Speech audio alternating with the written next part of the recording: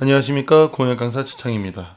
자, 오늘은 수능 특강 203페이지 현대소설 맨 마지막에 있는 최윤의 속삭임 한번 가보도록 하겠습니다. 자, 여기는 이 작품은 민족 분단과 이념의 갈등 이런 걸 또 소재로 다루고 있는 작품인데 이제 이런 거예요. 이제 어릴 적 이제 시골에 자랐고 그때 이제 우리 가족과 함께 했던 아제비에 대한 추억을 오늘 이제 딸과 함께 간 여름 휴가에서 다시 떠올리게 되고, 그걸 통해서 어떤 민족적 동질감의 회복, 뭐 화해 공존 이런 거에 대한 의미를 다시금 이렇게 되새겨보는 그런 내용의 작품이라고 볼 수 있습니다. 자, 뭐 작품이 조금 긴데 일단 이제 들어가기 전에 제목 속삭임 뭔지부터 좀 하고 갈게요. 이 글의 제목이 속삭임인데 왜 속삭임이냐 하면 두 번의 속삭임이 나오죠. 이게 똑같은 속삭임인데 이 속삭임이 둘로 나눠져 있어요. 자, 첫 번째 속삭임은 나가 딸에게 하는 속삭임이에요. 딸에게 하는 속삭임이고, 그 다음에 두 번째는 아버지와 그 다음에 거기 나오는 아제비라는 사람, 아버지와 아제비가 나눈 속삭임이 있습니다.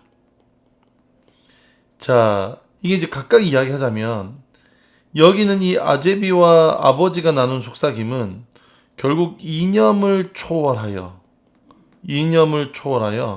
뭔가에 대한 공존을 주기 위한 속삭임이었다면, 내가 딸에게 하는 속삭임은 이러한 것들을 깨닫게 하고 여기는 이 딸에게 아제비에 대한 이야기를 전할 수 있도록, 그래서 공존과 화해의 가치에 대해서 가르치고자 하는 속삭임이 되는 거예요. 그러면 결론 정리하면 결국 여기는 이 속삭임이라는 것은 이념적 대립을 초월하는 화해와 공존의 방식을 요렇게 속삭임이라는 걸 통해서 알려주고 있다. 요런 정도로 여러분이 기억해 두시면 되겠습니다. 자, 그러면 본문 지문 지금부터 한번 읽어보겠습니다. 과수원. 자, 여기서 이제 과수원이라는 곳이 나오는데, 이 과수원은 어린 시절 나의 추억과 관련 있는 과수원이에요. 현재의 과수원 아닙니다. 내가 알고 있던 과수원은 깊은 산골의 야산자락에 위치한 작고 황량한 것이었다. 그리고 거기에는 호수가 있었다. 그 호수는 어렸을 때 나의 은근한 자랑거리였다. 자, 여기는 이 호수는 누가 만들어준 거냐면 아제비가 나를 위해서 만들어준 거거든. 그래서 여기에 뭐가 들었냐면 아제비의 나에 대한 사랑이나 애정을 알 수 있는 소재예요. 일찍이 서울로 단신 유학을 떠난 나에게는 서울내기들에게 억울한 놀림을 당할 때마다 내심으로 부르짖을 수 있는 유일한 쪼꼬패였다. 자, 그러면 내심으로 부르짖을 수 있는 유일한 쪼꼬패라는 것은 그만큼 자랑스럽게 생각하고 있다는 거예요. 여기는 이 호수를 누가 자기만의 개인 호수를 가지고 있어. 시골 우리 가수원에는 말이지 호수가 있다고. 호수가 그 호수라는 말을 그토록 자랑스럽게 발음하는 것은 그 호수라는 마술의 단어를 발음하자마자 어김없이 딸려오는 얼굴이 있었기 때문이다. 자, 여기서 어김없이 딸려오는 얼굴이란 건 결국 아제비를 이야기하는 겁니다. 바로 그 얼굴의 주인에게서 받은 비밀스러운 사랑, 거의 무조건적이라고 느낀 서툰 사랑, 서툴렀기 때문에 오랫동안 남는 사랑이 있었던 것이다. 그러니까 결국 여기는 이 주인공은 이걸 통해서 아제비의 사랑을 느끼고 있었던 거야. 이해됐어? 나에 대한 아제비의 사랑을 느끼고 있습니다. 자, 그 다음 사라져버린 모든 것이 다 아름답지는 않다는 것을 나는 일찍이 배웠다. 일생, 최소한 반생 동안 내 부모가 어렵사리 장만한 고향의 황량한 과수원의 과수원직으로 일하던 아제비를 통해서 그는 스스로 그렇게 비하해서 칭했고 어느새 나는 누구에게나 아제비가 되었었다. 그는 누구에게나 아제비가 됐어? 지금은 과수원도 아제비도 사라져버렸다. 자, 지금은 과수원도 그런 아제비도 사라져버렸어요. 자, 여기서 이제 과수원은 빚 때문에 팔았고 여기서 아제비는 살았다는 건 세상을 떠났어요. 죽었습니다. 자, 그래서 지금 아무것도 없어. 과거에 대한 게. 그의 삶에 대한 나의 많은 시간 거의 잊고 지냈다. 그는 50중반도 못 넘기고 일찍 죽었으며 오래전부터 누적된 빚을 처리하느라 딸애가 태어나기도 바로 전에 우리는 그 과수원을 팔 수밖에 없었다. 지금 그 자리에는 산장 비슷한 여관이 들어섰으니 어디에도 흔적은 없다. 그도 갔고 과수원도 사라졌으며 호수도 땅에 묻혀버렸어요. 그도 갔고 과수원도 사라졌으며 호수도 크게 묻혔다. 즉 다시 말하면 과거의 추억의 공간이 모두 사라져버린 거야. 싹 사라져버렸어. 그리고 아무리 생각해봐도 그것은 내게 울먹거림만을 남겼다. 자, 그럼 여기서 울먹거림 뭔데? 그 뒤에 깊이 받은 사랑을 한 번도 갚지 못한 사람이 삶의 가감계산에 어렴풋이 눈떠 그 사랑을 조금이라도 갚으려 했을 때 대상은 이미 사라져버린 것을 느끼는 순간 샘처럼 고이는 그런 울먹거림. 그러면 지금 여기서 뭐가 나오냐면 일종의 회한의 심정이 드러나겠네. 회한의 심정이. 왜? 여기는 이 아제비의 사랑을 갚지 못했어요. 그죠? 그래서 여기에 아제비의 사랑을 갚지 못한 것에 대한 회한의 심정이 들어있다. 그리고 그 울먹거림이 치솟을 때마다, 자, 울먹거림이 막 치솟을 때마다 나의 자랑이던 그 빚진 사랑에 대해, 그 사랑의 작은 상징인 호수에 대해 끝도 없이 말을 토해내고 싶은 그 광증에 대한 욕구. 그러니까 결국에 지금 여기에서 내가 여기는 그 사랑이나 아제비 나의 사랑이지. 여기 있는 이 광증과 깊은 욕구 이런 게 있다는 거야. 즉 아제비에 대해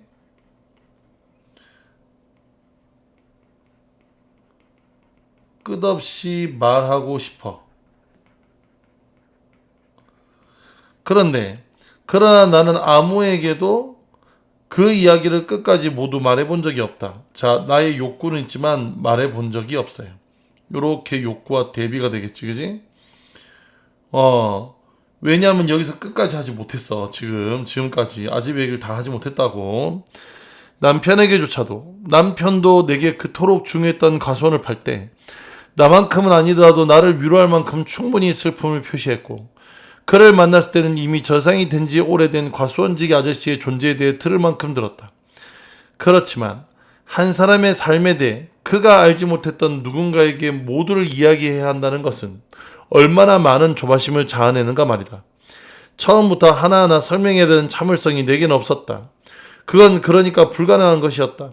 뿐만 아니라 듣는 사람이 나와 동일한 감정의 굴곡을 같은 장소에서 전달받지 않는 것 때문에 오히려 더 외로움을 겪기 일쑤인 것이다. 이런저런 이유로 그것은 늘 진부하고 싱거운 이야기로 변해버렸다. 설령 다 얘기했다고 생각하는 순간이 있어도 바로 다음 순간 예기치 않은 공백이 생겨나 나를 당황케 하는 것이었다. 자, 그러니까 여기서 일단 첫 번째, 나는 그 아제비에 대해서 충분히 얘기를 하고 싶어. 응? 그렇지만 이게 얘기를 한다는 것이 조바심을 나다 보니까 하나하나 설명할 수가 없었어요. 그러니까 처음부터 하나하나 설명해야 참을성이 내겐 없었다. 이게 1번. 자, 그 다음에 나와 동일한 감정의 굴을 같은 양에 전달받지 않는 것 때문에 오히려 더 외로움을 겪게 되었대. 이게 2번. 이해가 됐죠? 그 다음에 다 했다고 얘기하는 순간에 또 다음 순간에 예기치 않은 공백이 생겨나게 된 거야. 자, 요게 3번. 그래서 이게 내가 이야기를 다른 사람에게 다 하지 못했다. 그러면 이게 아제비에 대한 이야기를 모두 말해 본 적이 없는 이유야. 얘기를 해도 하나하나 처음부터 설명할 수가 없고, 또 얘기를 해도 나와 똑같은 감정을 느낄 리가 없으며, 또 얘기를 하다 보면 또 하지 못했던 이야기들이 계속 생겨난다는 거야. 그래서 끝내 다 하지 못했다고.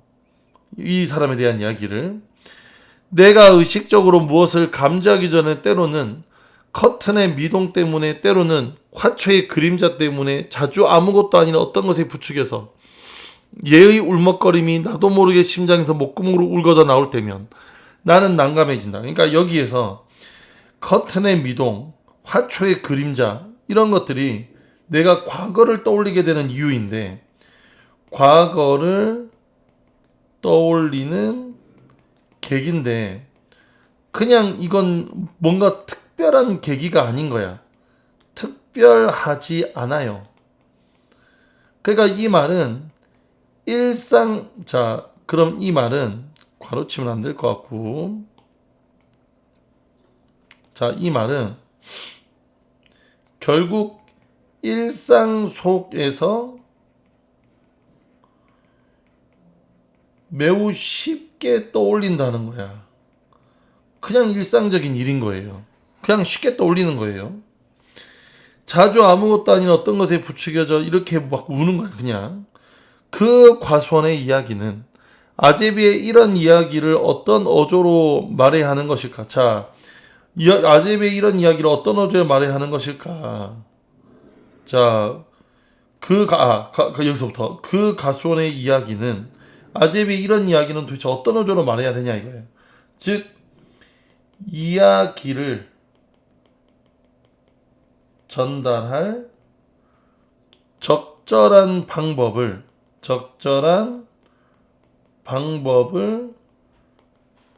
찾지 못한 겁니다. 금지된 속내 이야기를 어렵사리 털어놓은 것처럼 속살거리하는 것인가? 아니면 무관한 한 사람 이야기를 전달하듯 과장을 섞어서 부산스럽게? 나 어떻게 이야기 잘 모르겠다. 내가 그 아저씨에 대한 이야기를 모두 전해주고 싶은데 그 이야기를 전할 적절한 방법을 내가 알지 못한다. 이런 얘기인 거야. 자, 다 됐죠? 자, 그 다음. 나는 남편, 어린 딸과 함께 지인의 과수원에서 여름 휴가를 보내는 중이었다. 자, 여름 휴가를 갔어. 그곳에 나는 어린 시절 과수원 주기로 일하던 아제비와의 일들을 떠올린다. 아제비는 나를 정성스럽게 보살펴 주기도 하고 아제비 가족에게 편지를 전해달라는 부탁을 하기도 했다. 나는 이런 과거 일들을 떠올리는 동시에 그 추억들이 불러일으키는 상념을 딸에게 털어놓는 이야기 형식으로 전한다. 자, 여기서부터 이제 이 소설에서 두 가지의 이제 속삭임이 존재하는 거예요. 여기서 이제 이해가 누구냐면 딸이면 딸에게 하는 말이야. 사람들은 모두가 언제나 너만큼 크냐? 너의 양미간은 참으로 넓고 깊구나. 그 작은 호수 모양, 채송화꽃이 쪼르륵 둘레 피어있던 그 호수 모양. 너를 보고 있노라면 나는 목이 마르다. 자, 여기서 지금 딸의 모습을 보면서 어디를 떠올리고 있냐면 호수를 떠올리고 있어. 앞쪽에서 그랬지, 그지? 그러니까 여기서 지금 호수를 연상하게 됐는데 이건 결국 여기는 이 모습을 통해서 과거에 대한 그리움을 표현하고 있는 겁니다. 저 길 앞에 나가보자. 이래서는 안 되겠는데? 내가 자고 있을 때면 나는 너를 흔들어 깨우고 싶다. 그리고 자꾸 수다를 떨고 싶구나. 자, 자꾸 수다를 떨고 싶대. 해주고 싶은 이야기가 많은 거야. 특히나 그 아제비에 대한 이야기. 이해됐어? 그래서 딸에게 이야기하고 싶어 합니다. 자, 그 다음.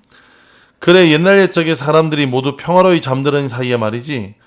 그만 땅에 틈이 생기더니 그게 바로 옛날 이야기가 되어버린 오늘의 이야기. 그러니까 이제 옛날 옛적에 있는 사이에 땅에 틈이 생기고 그것이 바로 오늘의 이야기가 되었다는 것은 결국 6.25 전쟁으로 인한 분단의 상황을 이야기하는 거야. 분단의 상황. 아, 이해. 나는 아직도 찾지 못했구나. 어떻게 얘기를 해주랴? 자, 여기서 어떻게 얘기를 해주려는 앞에서 얘기하고 연결됩니다. 아직까지 어떻게 말할지, 말할 방법을, 전달할 방법을 이야기를 전달할 방법을 찾지 못했어.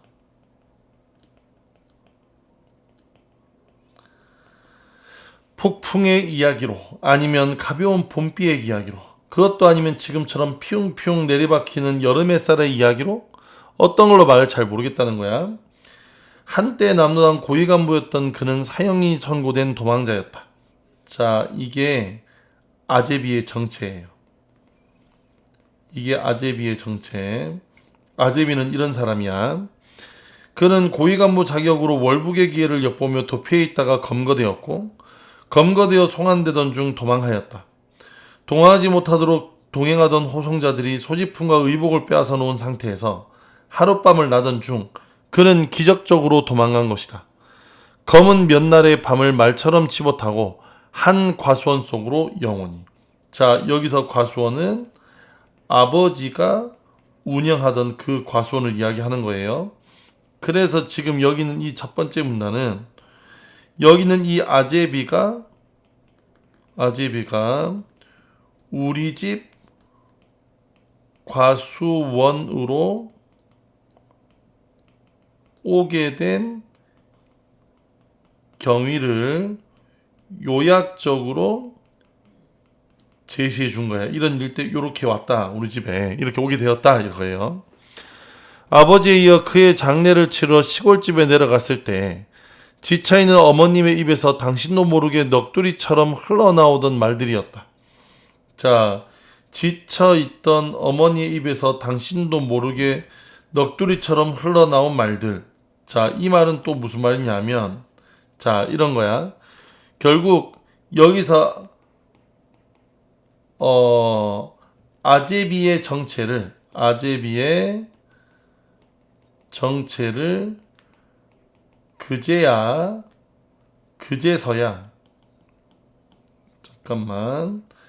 그제서야 알게 된 거예요. 아마도 그를 잃은 슬픔이 무한히 컸던 때문이었겠으나 나는 그렇게 뒤늦게 사실을 핑계로 그를 미워할 치우를 찾았다. 어떤 종의 거대한 도망을 나는 그에게서 기대했던 것일까? 바보 같은 아제비, 멍청이, 겁쟁이, 비겁한 도피자. 그러니까 지금 여기서 뭐라고 했냐면, 봐라. 결국 이제 아제비의 죽음. 아제비의 죽음으로 인해서 슬퍼요. 죽음이 슬퍼. 근데 그거를 미움으로 바꾼 거야. 이해가 됐죠? 왜냐하면 미안한 마음이 있어. 내가 미안한 마음이 있다고. 그에 대한 사랑을 제대로 갚지 못했다는 그 미안한 마음이 있잖아. 그걸 원망으로 바꾼 거야. 그렇게 닦은 사람의 삶의 증인으로 채택된 것이 그의 삶을 억누르고 있던 음험한 그 무엇인가에 감염되어 입 한 번 뻥끗 못하고 그토록 강한 열망으로 말을 붙이고 싶었던 그의 아내와 아들의 만남을 방해한 것이 바로 그 얘기라도 한 것처럼 말이다. 그러니까 결국 이제 만나고 싶어서 그토록 강한 열망으로 말을 붙이고 싶었던 그의 아내와 아들의 만남을 방해한 것이 바로 그 얘기라도 한 것처럼 말이다. 그러니까 이 말은 결국 여기서 지금 그 아제비의 가족이 다시 아제비의 가족들이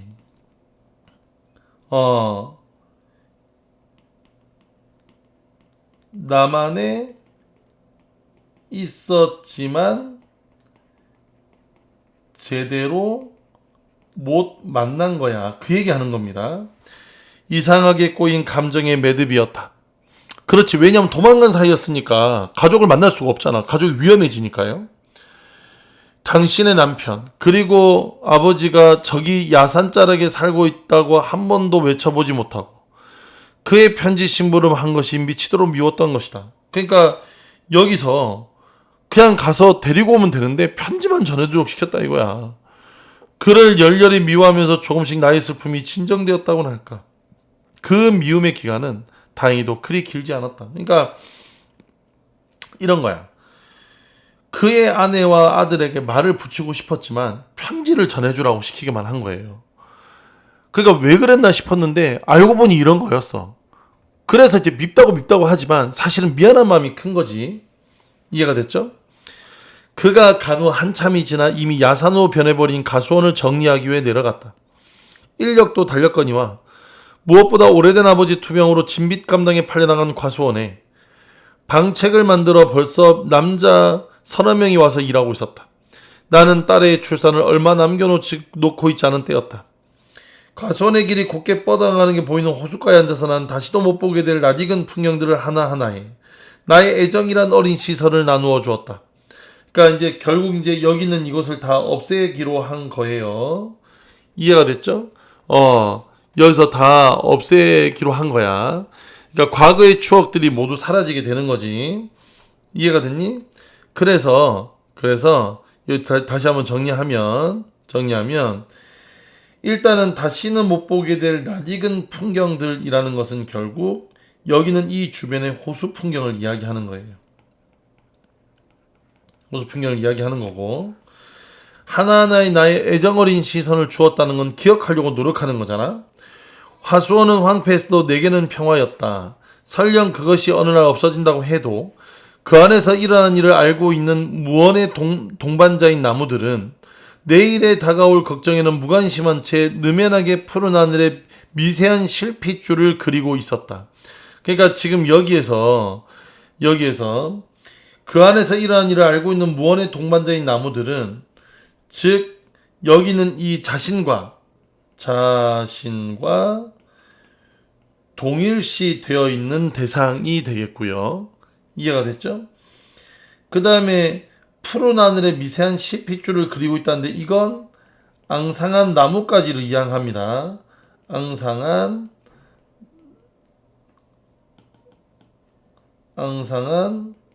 나뭇가지.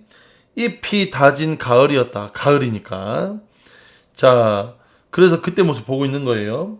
그 비어있는 길 위에 하나의 영상이 떠올랐다. 아제비의 어깨에 팔을 얹고 기대고 불편한 몸을 움직이며 짧은 산책을 하던 아버지. 그러니까 아제비 어깨에 이렇게 불편한 몸을 움직이며 짧은 산책을 하던 아버지가 있어. 그러면 결국 아버지는 아제비에게 의존했다는 걸 알겠습니다. 의존했어요. 의존하는 모습이었어.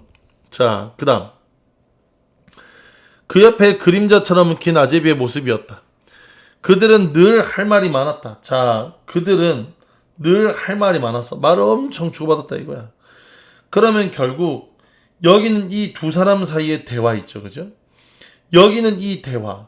결국 서로 다른 사상을 가진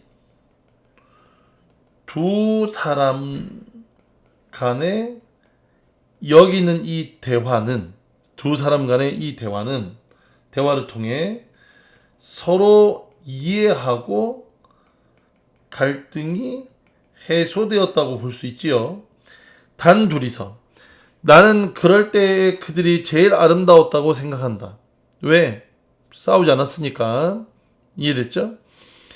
그들은 무에 그리 할 말이 많았을까? 코를 단신 가족을 모두 버리고 남쪽을 택해 내려온 아버지였던 만큼 건강이 좋았던 젊은 시절만 해도 읍으로 나가서 또는 내가 다니는 국민학교에 와서 가끔 방공 강연을 하곤 했다. 그러니까 가족을 모두 버리고 남쪽을 택해 내려온 아버지라는 것은 원래 북한 출신이고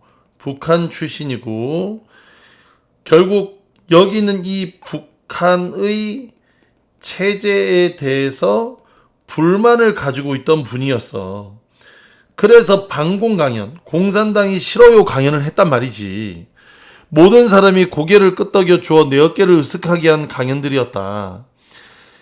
바로 그가 남노당의 열성간부였던 아제비를 과수원에서 발견했고, 자, 남노당의 열성간부였던 아제비라는 것은 결국 이념상 대립하는 존재입니다.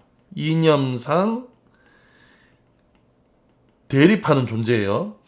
그의 불안한 신원에 바람막이가 되어 주었으며 그의 일생의 의형제가 된 것이다. 그리고 어머니가 내준 아제비의 공책에는 자연을 읊은 글들만 있었던 것이 아니다.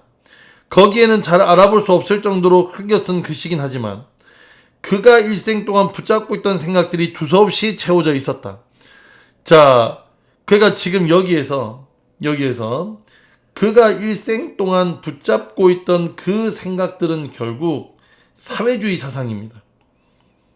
사회주의 사상이에요.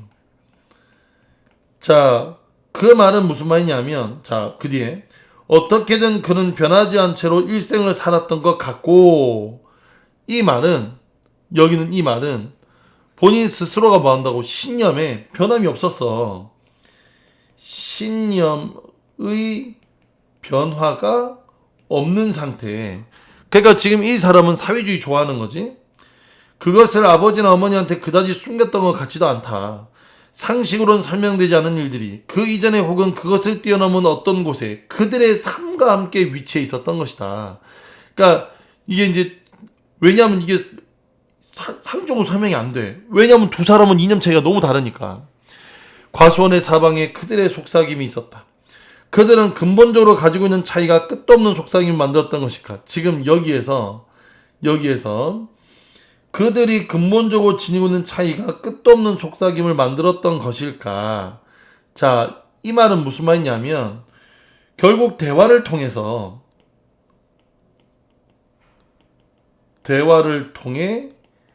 이념의 차이를 극복했다고 볼 수 있겠죠. 그죠? 특히 늦은 밤에 집 앞에 내놓은 평상 위에 과수원의 좁은 길들, 야산 밑에 파여진 호수 주변, 사방에서 귀만 기울이면 바람소리 같은 그들의 속삭임이 들려왔다. 무엇보다 호수 주변에 그것이 수많은 세월이 흐른 지금까지도 황량하고 지난했던 과수원의 생활을 안온한 미소로 기억하게 하는 것이다. 그러니까 과수원의 생활을 안온한 미소로 기억하게 한다는 것은 결국 과거의 추억이 매우 긍정적이다. 긍정적인 평가를 한 거예요. 황량하고 지난했지만 그것이 긍정적이었다 이거야. 또 다른 영상이 있다. 내가 몇 살 때쯤일까? 25, 26. 여전히 여름이었고 과수원에서 보낸 연휴의 끝이었다. 나는 서울에서 직장을 다니고 있었고 주말이 끝나고 출근하기 위해 서울행 기차를 타고 어머니가 준비하는 밑반찬을 들고 거기 호숫가에 곧바로 보이는 그 길을 거의 다 걸어 나왔었다. 사각사각 코끼리 위에 속삭이듯 작은 간지럼을 만드는 자전거의 바퀴 소리가 들렸다. 그러니까 여기서 자전거의 바퀴 소리라는 것은 지금 이 아제비 소리야. 머리가 허연 아제비였다. 송이야. 자, 여기서 송이가 이제 나의 이름입니다. 그저 이를 한껏 드러내고 깊은 주름이 잡히는 미소를 짓는 것이 다였다. 자전거에 사각거림 먹고 그가 내렸다. 자, 여기서 그가 내리면서 뭘 줬다? 최송화 화분을 준 거예요. 자, 여기는 이 최송화 화분은 결국 아제비의 나에 대한 애정을 보여줍니다. 창가에 놓고 아제비 생각을 해요. 자, 그러면 창가를 놓고 아제비 생각을 한다는 것은 여기는 이 나는 아제비를 추억하는 매개체가 되네. 다시 자전거를 뒤돌아 세우고 이어서 떨어져 가던 사각거리는 소리, 그것이 그를 마지막으로 본 것이다. 그때 그의 미소는 그토록 깊었는데 직장 생활에 얽매여 고향에 들이지 못한 기간이 점점 길어지던 그즈음 어느 날 갑작스럽게 그는 그렇게 가버린 것이었다. 죽었다는 얘기지. 자, 그래서 내게 채송화 화분을 하나 아프게 남겨놓고 결국 아제비의 죽음으로 슬퍼한 겁니다. 아, 예. 오늘은 왜 이리 목이 마르냐? 너의 잠은 왜 또 그리 이리 깊으냐? 사방의 정적이다. 예. 어서 깨어 내 말을 좀 들어주렴. 눈을 잠시 감았다가 떴을 때 저 앞에서 부활한 호수가 걸어온다면 그늘에 쉬고 있던 먼지 덮인 자전거의 바퀴가 둥글둥글 소리 없이 홀로 돌기 시작했다면 아, 세상의 모든 속삭임이 물이 되어 흐른다면 이에 우리가 한 몸일 때 그랬던 것처럼 내게 해줄 속삭임이 이다지도 많은데 자, 이거야. 어서 깨서 내 말을 좀 들어봐라. 라는 것은 자신의 어떤 기억, 자신의 기억을 공유하고 싶은 거예요. 공유하고 싶어요. 그 다음에 우리가 한 몸일 때 그랬던 것처럼 내게 해줄 속삭임이 이다지도 많다. 이것도 마찬가지. 결국에 자신의 기억을 공유하고 싶어요. 다만 어떻게 이야기할까? 이런 걸로 이야기할까? 그래서 이제 전달하고 싶은데 어떻게 그 얘기를 해야 할지 아직 잘 모르겠다는 거야. 전달의 방법을 아직 찾지 못했어. 이해됐어? 그러므로 다시 말하면 공유하려고 끊임없이 노력하고 있는 거야. 여기까지 됐죠? 울음처럼 웃음처럼 옛날 이야기로 혹은 미래 이야기로 기체의 이야기 아니면 액체 이야기로 이에 햇볕이 아직도 이렇게 따가운데 우리가 예전에 한 몸이었을 때처럼 그렇게 얘기해 볼까? 그래서 결국 자신의 생각에 공감하기를 바라는 것으로 마무리가 되었습니다. 자, 다 됐죠? 자, 이런 내용의 소설이 되겠어요. 그래서 이제 이 소설은 이런 식으로 이제 마무리가 됩니다. 아제비에 대한 어떤 추억, 이제 그런 아제비를 되게 좋아했던 어린 어떤 화자의 마음, 이제 주인공의 마음, 이런 것들이 잘 녹아져 있는 그런 소설이 되겠습니다. 자, 그럼 여기서 마무리하겠고요. 저는 또 다음 시간에 다음 작품 찾아뵙겠습니다. 열심히 공부하시고 다음 시간에 뵐게요. 안녕.